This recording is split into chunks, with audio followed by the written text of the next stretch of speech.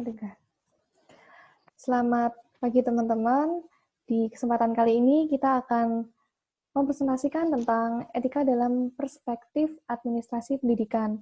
Di kelompok kami terdiri dari saya sendiri, Laurencia Nidi Marieta, dan teman saya. Saya Diana Puspitasari. Saya Rea. Oke, yang pertama kita akan membahas tentang pengertian dari administrasi pendidikan. Ya, jadi administrasi pendidikan dalam profesi keguruan merupakan kegiatan pendidikan untuk mengembangkan kemampuan dalam bidang administrasi.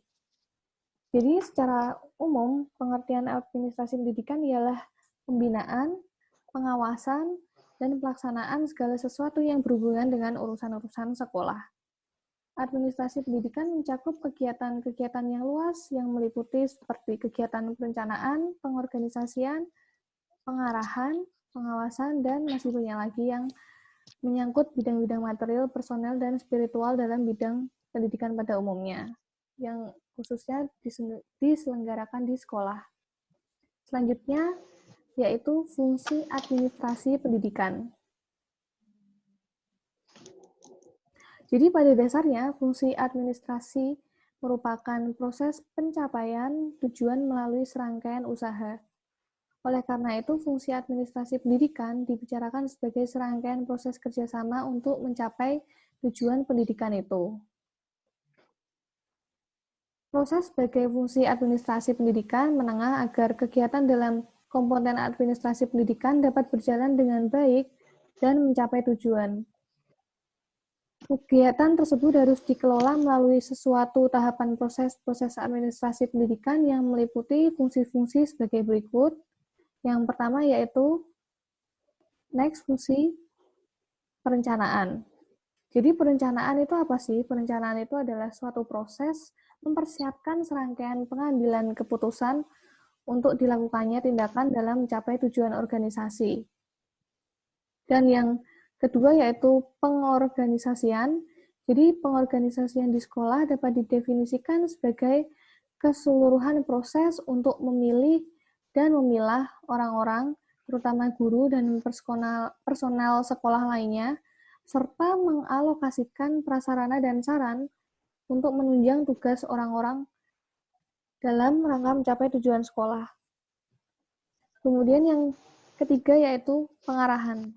Jadi pengarahan itu dapat diartikan sebagai suatu usaha untuk menjaga agar apa yang telah direncanakan dapat berjalan seperti yang dikehendaki.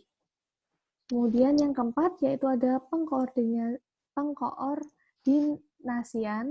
Jadi pengkoordinasian itu diartikan sebagai usaha untuk menyatupadukan kegiatan dari berbagai individu atau unit di sekolah agar kegiatan mereka berjalan selaras dengan anggota satu sama lain untuk mencapai tujuan sekolah tersebut. Kemudian yang kelima yaitu tentang pembiayaan. Jadi pembiayaan ini yang pasti kegiatannya untuk mendapatkan biaya serta mengelola anggaran pendapatan. Dan kegiatan pembiayaan ini dimulai dari yang pertama, perencanaan biaya. Kemudian yang kedua, usaha untuk mendapatkan dana yang mendukung rencana tersebut. Kemudian yang ketiga, penggunaannya. Dan yang terakhir, pengawasan penggunaan anggaran. Kemudian yang keenam ada penilaian.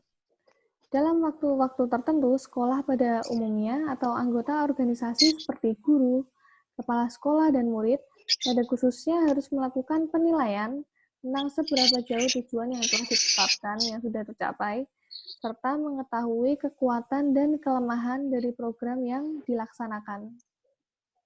Dan selanjutnya akan disampaikan oleh Saudara Rea.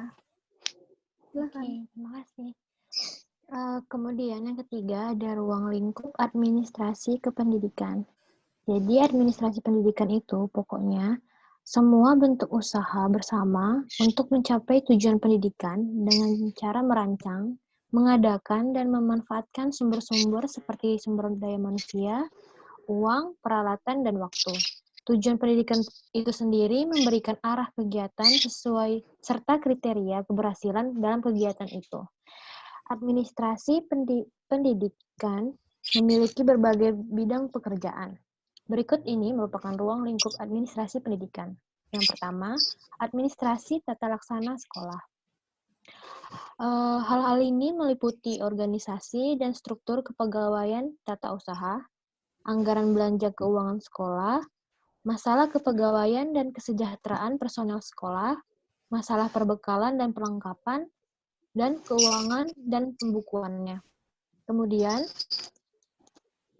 yang kedua, administrasi personel guru dan pegawai sekolah.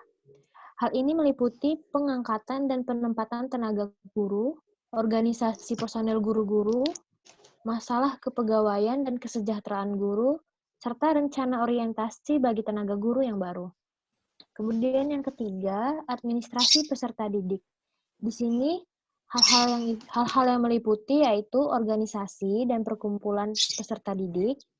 Kedua, masalah kesehatan dan kesejahteraan peserta didik. Kemudian penilaian dan pengukuran kemajuan peserta didik.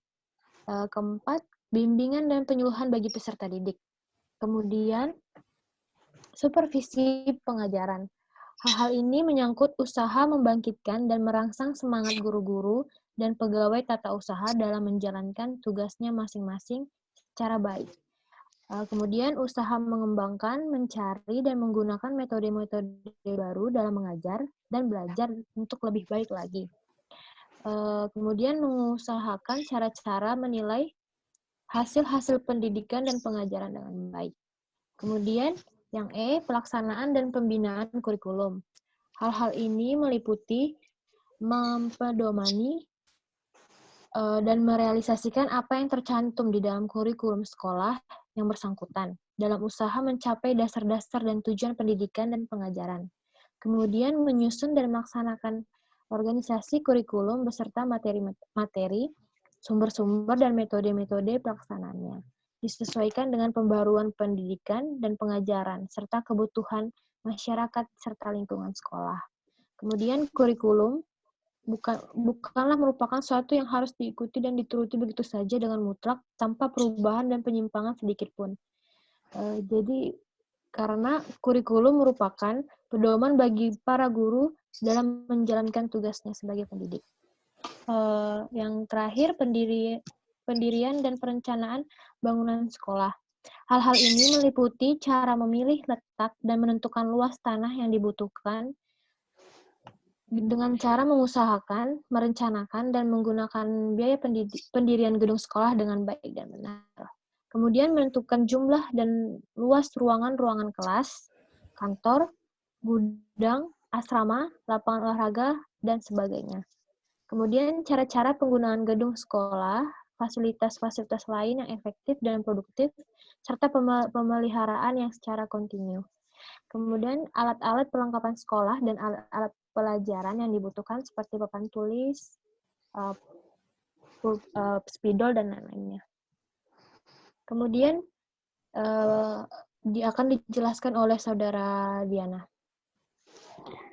Di sini saya akan menjelaskan tentang ruang lingkup administrasi sekolah dapat dikelompokkan dalam dua kelompok. Yang pertama, manajemen administratif, dan yang kedua, manajemen operatif.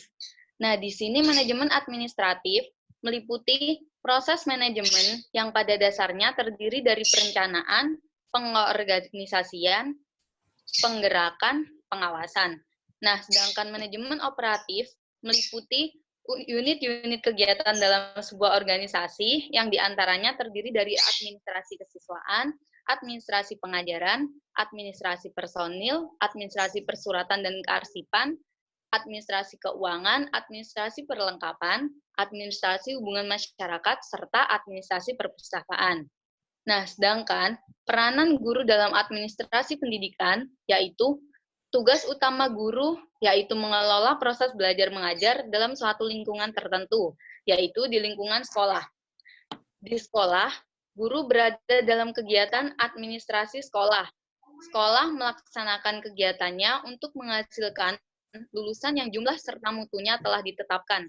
Dalam menetapkan kebijaksanaan dan melaksanakan proses perencanaan, pengorganisasian, pengarahan, pengkoordinasian, pembiayaan, dan penilaian kegiatan kurikulum, kesiswaan, sarana dan prasarana, personalia sekolah, keuangan, dan hubungan sekolah masyarakat, guru harus aktif memberikan sumbangan, baik pikiran maupun tenaganya.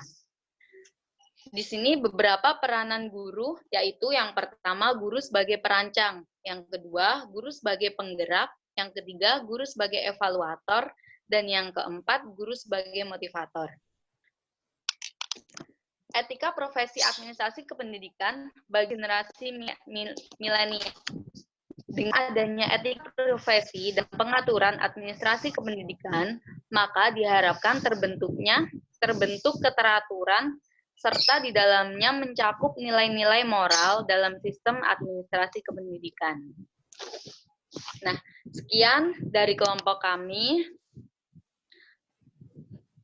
Oke. Terima kasih atas perhatiannya.